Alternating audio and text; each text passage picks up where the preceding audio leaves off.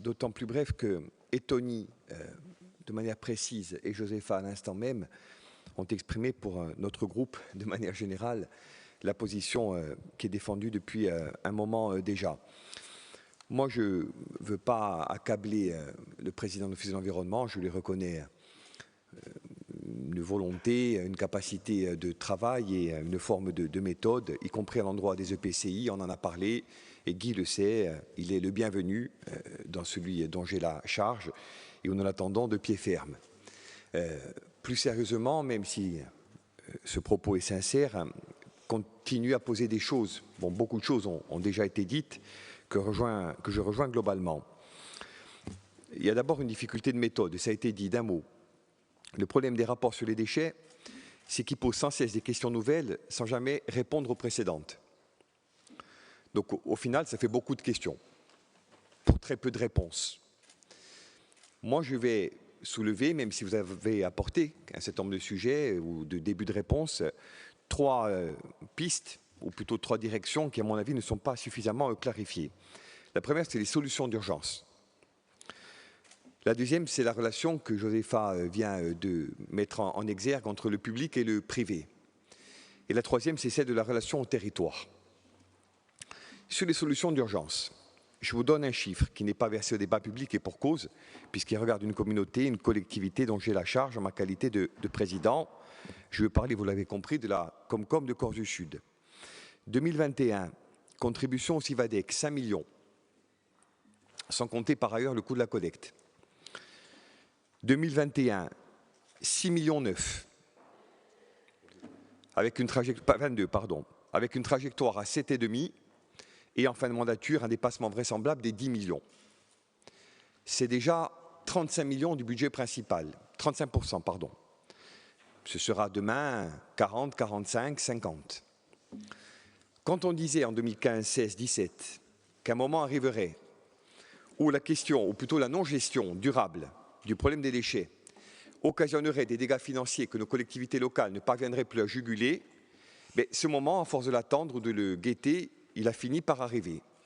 Aujourd'hui, pour des raisons que tout le monde a égrenées, le post-déchet, il représente dans nos budgets communautaires, ceux des EPCI, une part tellement importante qu'elle vient contaminer au propre et au figuré les autres chapitres et les autres postes.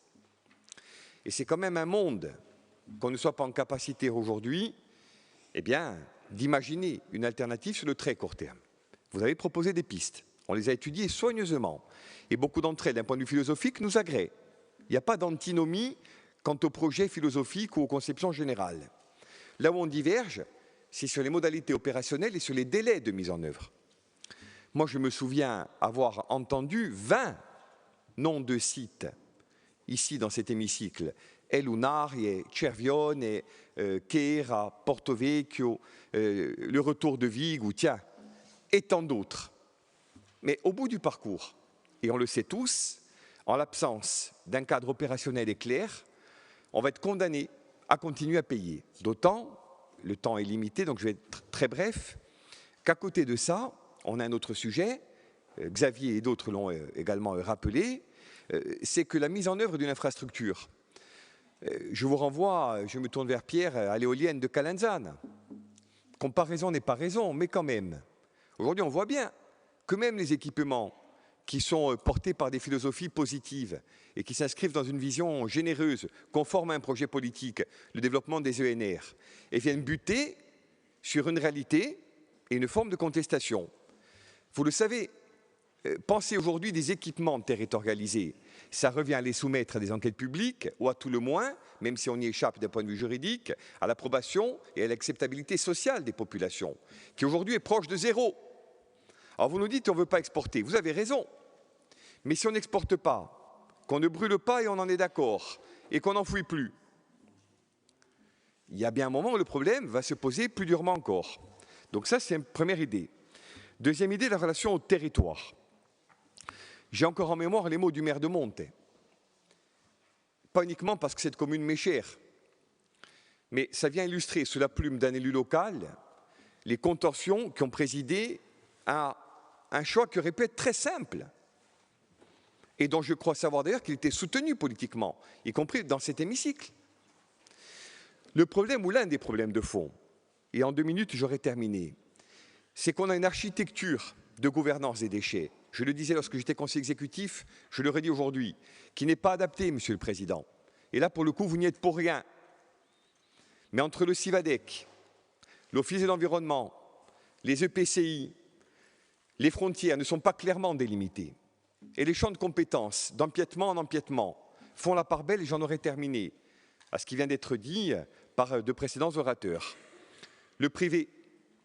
Moi, je ne suis pas hostile à ce que des opérateurs privés contribuent à ce qu'on règle ce problème. Pour peu que la collectivité publique, je le dis tranquillement, fixe un cahier des charges strict et que la maîtrise stratégique reste au public, en l'occurrence à la collectivité de Corse. Ce qui me gêne, c'est lorsque c'est par défaut et par incapacité du public à s'approprier la problématique que le privé, in fine, finit par s'emparer du sujet. Et quand le privé, in fine, s'empare du sujet, c'est aux conditions du privé, c'est plus aux conditions du public. Et là, c'est la triple peine. Budgétaire et financière pour les collectivités communautaires, les EPCI, stratégique pour la collectivité de Corse qui perd la main, et fiscale pour nos contribuables qui n'en finissent plus de mettre au pot sans jamais voir de solution. Alors, la grande difficulté, c'est qu'on est 7 ans après, et là aussi, même si comparaison n'est pas raison, j'ai l'impression de remettre une pièce dans la machine, comme hier pour les transports maritimes. 7 ans vont passer, on ne verra pas d'équipement public, ou très peu, on se reposera la question de l'export, je maintiens, puis on en parle, oui. Oui, puisque à l'épreuve des faits, on jugera. On va se reposer la question de l'export, et j'ai peur là aussi qu'à un problème urgent, on apporte des solutions qui ne sont pas les bonnes. Je termine sur une question sur laquelle, avec Tony et d'autres, on s'interrogeait. Quand vous dites au page 5 du rapport qu'il faut harmoniser les coûts qui sont proposés aux collectivités, je voudrais savoir précisément de quoi vous parlez, s'il s'agit de l'ARS, s'il s'agit de la TOM, s'il s'agit d'autres leviers de fiscalité dont vous vous proposez qu'ils soient harmonisés sur tous les EPCI ou tout le territoire de Corse. Bon, là aussi, je crois qu'on mérite une petite précision. C'est en page 5 du rapport et je crois que ça demande à être objectivé et clarifié. Je vous remercie.